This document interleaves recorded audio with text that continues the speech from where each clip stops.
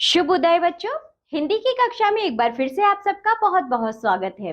आज हम पढ़ेंगे अध्याय नंबर 10 जिसका नाम है तितली। तो चलिए बच्चों तितली की एक कविता पढ़ते हैं। सभी बच्चे मेरे साथ साथ पढ़िए तितली पर कविता। दूर देश से आई तितली, चंचल पंख हिलाती, फूल फूल पर कली कली पर इतराती इचलाती। यह सुंदर फूलों की रानी, धुन की मस्त दीवानी, हरे भरे उपवन में आई करने को मनमानी।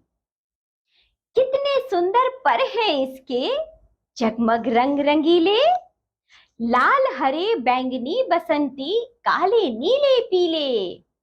कहां कहां से फूलों के रंग चुरा चुरा कर लाई, आते ही इसने उपवन में कैसी धूम मचाई।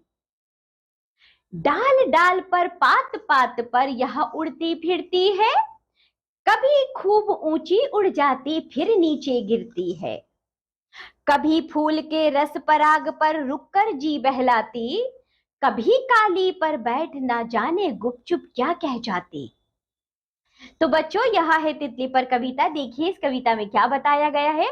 जो तितली है, दूर देश से आई तितली, चंचल पंख हिलाती। बच्चों आपने तितली देखी होगी ना, उसके पंख हिलते रहते हैं तो ऐसा लगता है कि दूर देश से तितली आई है और अपने पंखों की चंचलता को मतलब अपने पंख वह हिला रही है। ऐसा लग रहा है कि वह बहुत चंचलता फैला रही है। फूल फूल पर कली कली पर, सभी फूलों पर कलियों पर वह उठती है बैठती है। ऐसा है लगता है मानो इतराती फिरती हो सब में। यह सुंदर फूलों की रानी, धुन की मस्त दीवानी, हरे भरे उपवन में आई करने को मनमानी।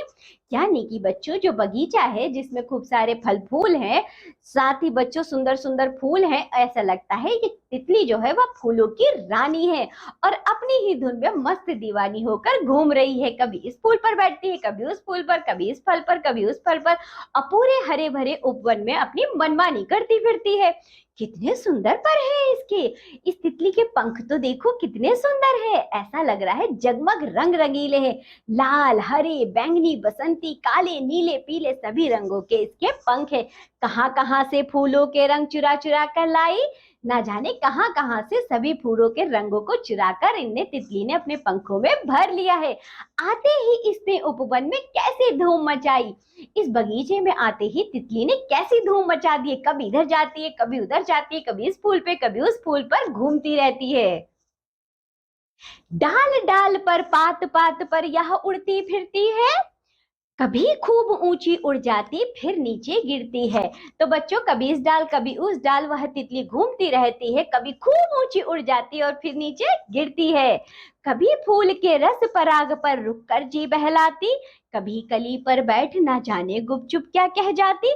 तो बच्चों जो तितली है वह कभी तो फूलों के रस पर बैठ जाती है और उसका पराग यानी कि जो फूलों के रस रस होता है बच्चों, उस पर बैठकर उस का रस लेती है अपने अंदर और साथ ही साथ रुक जाती है थोड़ी देर उस रस में और ऐसा लगता है कि वे अपने जी को बहला रही हो। कभी कली पर बैठ जाती है और ऐसा लगता है कि कली से वो कुछ बातें कर रही हो, ना जाने गुपचुप क्या कह जाती है।